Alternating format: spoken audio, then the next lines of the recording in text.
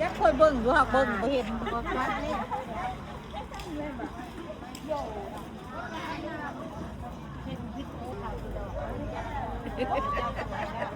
เจ้าสวยขนาดนั้นจับลาย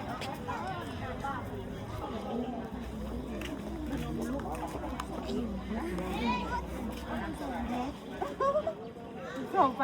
จะเอาดีไปได้เดินกว้างไป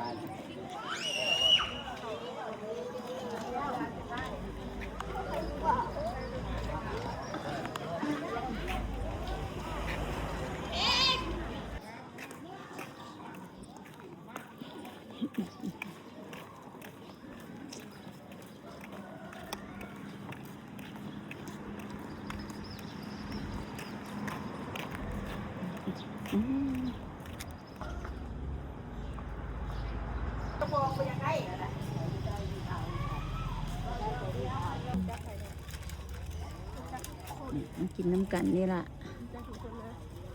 แล้วก็ปิดท้ายด้วยการหยาดน้ำ